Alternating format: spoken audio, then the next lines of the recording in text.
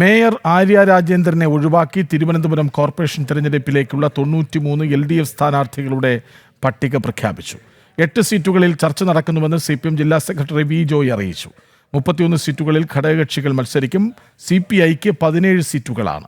CPIയുടെ നിലവിലുള്ള deputy mayor PK രാജുവിന്റെ മകൾ തൃപ്തി രാജു പട്ടം വാർഡിൽ സ്ഥാനാർത്ഥിയാണ്. വിവരങ്ങളുമായി S ശാലിനി ഒപ്പം ചേരുന്നു. ശാലിനി, LDF ഒരല്പം വൈകിപ്പോയി. കാരണം BJPയും കോൺഗ്രസും ഒക്കെ സ്ഥാനാർത്ഥികളെ നേരത്തെ തന്നെ പ്രഖ്യാപിച്ചു. 2 ഘട്ടം പൂർത്തിയാക്കി. വീട് വീടാന്തരം കയറിയിറങ്ങുന്നു, പോസ്റ്ററുകൾ പ്രത്യക്ഷപ്പെടുന്നു. LDF വൈകിപ്പോയി. പക്ഷേ എന്താണ് ആ പട്ടികയിലെ സർപ്രൈസ്? ആര്യ രാജേന്ദ്രൻ ഇല്ല എന്ന് ഉറപ്പാകുന്നു.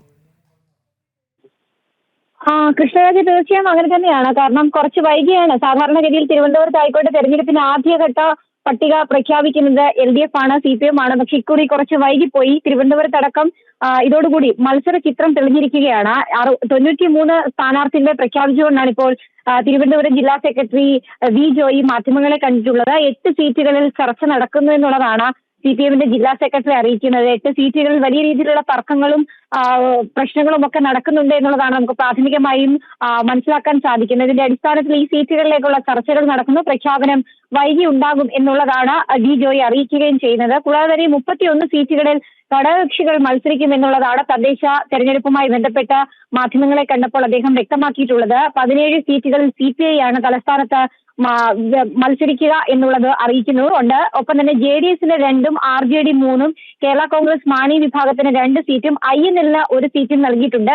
കേരള കോൺഗ്രസ് B തിരുവനന്തപുരത്ത് 1 സീറ്റിലായിരിക്കും മത്സരിക്കുക. JSS 1ഉം കേരള കോൺഗ്രസ് S 1 സീറ്റിലും NCP 1 സീറ്റിൽ വീതം മത്സരിക്കുന്നുണ്ട്. ജനാധിപത്യ കേരള കോൺഗ്രസ് 1 സീറ്റിൽ മത്സരിക്കുമെന്നുള്ളതാണ് ഔദ്യോഗികമായി LDF അറിയിക്കുന്നത്. മുൻ ഡെപ്യൂട്ടി മേയർ CPIയുടെ ഡെപ്യൂട്ടി മേയർ PK രാജുവിന്റെ മകൾ പട്ടത്ത് നിന്ന് തൃപ്തി രാജു ജനവിധി തേടുകയാണ്. പേട്ടയിൽ SP ദീപക് മത്സര രംഗത്തുണ്ട്. SP ദീപക് ആകും മേയർ സ്ഥാനാർത്ഥി എന്നുള്ള അഭ്യൂഹങ്ങൾ ഈ ഘട്ടത്തിൽ പുറത്തു വരികയാണ്.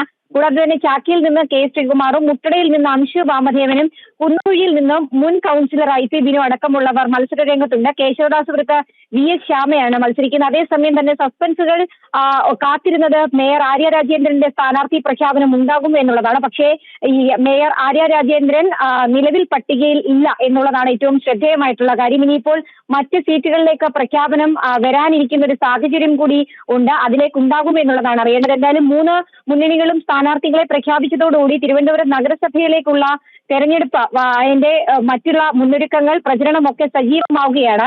കുറച്ച് വൈകിയാണ് LDFന്റെ സ്ഥാനാർത്ഥികൾ എത്തുന്നത് എന്നുള്ളതാണ് നമുക്ക് പറയാൻ സാധിക്കുന്നത്. എന്തായാലും BJPയും കോൺഗ്രസും ഒക്കെ തന്നെ ആദ്യഘട്ടം പട്ടിക പ്രഖ്യാപിച്ചുകൊണ്ട് തെരഞ്ഞെടുപ്പ് പ്രചരണ രംഗത്ത് സജീവമായിരുന്നു. പോസ്റ്ററുകൾ ഉയർത്തിയും ഒപ്പം തന്നെ പദയാത്രകളും ഒക്കെ സംഘടിപ്പിച്ചുകൊണ്ട് തെരഞ്ഞെടുപ്പ് ഗോതയിൽ മറ്റ് മുന്നണികൾ സജീവമാകുന്നതിനിടയിലാണ് വൈകി CPMന്റെ സ്ഥാനാർത്ഥികൾ അടക്കമുള്ളവർ ഇപ്പോൾ രംഗപ്രവേശം ചെയ്യുന്നത്. എന്തായാലും നാളെ മുതൽ തന്നെ പ്രചരണ രംഗത്ത് സജീവമാകാനാണ് CPM ഒരുങ്ങുന്നത്. അതേസമയം തന്നെ തലസ്ഥാന നഗരത്തിലെ പ്രധാനപ്പെട്ട നഗരസഭകളിലൊന്നായ തിരുവനന്തപുരം നഗരസഭ അത് തിരികെ പിടിക്കാൻ അല്ലെങ്കിൽ ഇക്കുറി BJP അത് ഉറപ്പിക്കുമെന്നുള്ള സൂചനകളാണ് BJPയുടെ സംസ്ഥാന അധ്യക്ഷൻ അടക്കമുള്ളവർ ഇന്ന് രാവിലെ വ്യക്തമാക്കിയിട്ടുള്ളത്. BJPയുടെ സംസ്ഥാന അധ്യക്ഷൻ തന്നെയാണ് തിരുവനന്തപുരത്ത് തമ്പാനൂർ വാർഡിൽ തമ്പാനൂർ സതീഷിന് വേണ്ടി തെരഞ്ഞെടുപ്പ് ചുവരെഴുത്ത് ഔദ്യോഗികമായി എഴുതിക്കൊണ്ട് അതിന്റെ ഉദ്ഘാടനം നിർവഹിക്കുകയും ചെയ്തിട്ടുള്ളത്. എന്തായാലും തെരഞ്ഞെടുപ്പ് ചിത്രം തലസ്ഥാനത്ത് തിരുവനന്തപുരം നഗരസഭയിൽ വ്യക്തമാക്കിയിരിക്കുകയാണ് മുന്നണികൾ. എന്തായാലും പ്രചരണം ഇന്നു മുതൽ തന്നെ സജീവമാകും. അല്പസമയത്തിനകം BJPയുടെ ശാസ്തമംഗലത്തെ സ്ഥാനാർത്ഥി മുൻ DGP കൂടിയായിട്ടുള്ള R ശ്രീലേഖ തെരഞ്ഞെടുപ്പ് പ്രചരണവുമായി വോട്ടർമാരെ കാണാനായി എത്തുന്നുണ്ട്.